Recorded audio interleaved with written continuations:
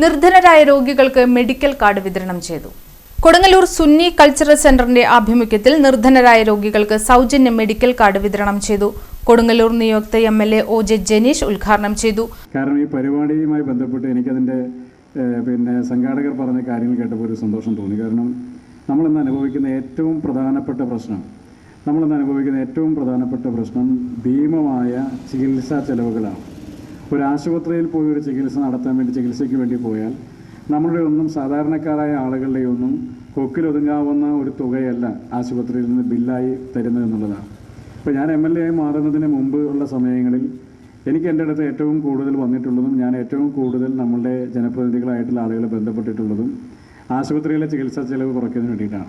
ഇപ്പോൾ ഞാൻ ഹൈബീഡിന് MP അതല്ലെങ്കിൽ അങ്കമാലിയിലെ റോജി ജോൺ MLA ശ്രീ ബെന്നി ബെഹനാൻ MP ഉൾപ്പെടെയുള്ള ആളുകളെയൊക്കെ ഞാൻ കഴിഞ്ഞ ഒരു 2 വർഷക്കാലം 3 വർഷ കാലഘട്ടത്തിനിടയിൽ നിരന്തരമായി വിളിച്ചിട്ടുള്ളത് നമ്മുടെ നിയോജകമണ്ഡലത്തിൽ നിന്ന് പുറത്ത് പോയി അങ്കമാലിയിലോ അല്ലെങ്കിൽ രാജഗിരിയിലോ ലിസിയിലോ ഒക്കെ പോയി ചികിത്സ നടത്തിയിട്ടുള്ള ആളുകൾക്ക് അവരുടെ ഹോസ്പിറ്റൽ ബില്ല് വരുമ്പോൾ ആ ബില്ലിൽ നിന്ന് അല്പം കുറവ് വേണം സാധാരണക്കാരായിട്ടുള്ള ആളുകൾ. അബ്ദുൾ റഹ്മാൻ ഹാജി അധ്യക്ഷത വഹിച്ചു.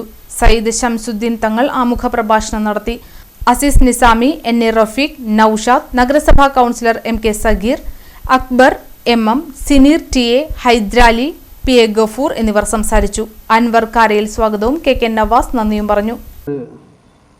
അതോടൊപ്പം തന്നെ നമുക്കറിയാം നമ്മുടെ പാലിയേറ്റീവ് കെയർ യൂണിറ്റ്, അതോടൊപ്പം തന്നെ പാവപ്പെട്ടവർക്കുള്ള സഹായം, വിവാഹ സഹായം, നിർധനരായിട്ടുള്ള രോഗികൾക്കുള്ള സഹായം, അങ്ങനെ ഒട്ടനവധി കാര്യങ്ങൾ ഈ സംഘടന ചുരുങ്ങിയ കാലം കൊണ്ട് തന്നെ ഈ മഹല്ലിന് പുറത്തും അകത്തുമായിട്ട് നമ്മൾ നടത്തിയിട്ടുണ്ട്. അതെല്ലാം ഇവിടുത്തെ നല്ലവരായ ജനങ്ങളുടെ സഹകരണങ്ങൾ കൊണ്ട് തന്നെയാണ്. ഈ അവസരത്തിൽ ക്ഷേമ പെൻഷൻ കൊണ്ട് മാത്രം ജീവിക്കുന്ന എന്നുവെച്ചാൽ ഒരു കുടുംബത്തിലെ 2 ഭാര്യയ്ക്കും ഭർത്താവിനും ക്ഷേമ പെൻഷൻ കൊണ്ട് മാത്രം ജീവിക്കുന്ന ആളുകൾ എനിക്ക് നേരിട്ടറിയാവുന്നതാണ്. ആ 4000 രൂപ കൊണ്ട് അവർക്കൊരസുഖം വന്നാൽ, ഒരാൾക്ക് അസുഖം വന്നാൽ സത്യമായിട്ടും ആ കുടുംബത്തിൻ്റെ ജീവിതത്തിലെ ശൈലിയും താളവും തെറ്റിപ്പോവും. ഇന്നൊരു രോഗം വന്നാൽ നമ്മൾ ഏറ്റവും കൂടുതൽ പ്രതിസന്ധി നേരിടുകയാണ്. അതൊരു നിത്യരോഗമായാൽ ജീവിതശൈലി രോഗം മുതൽ ഇന്ന്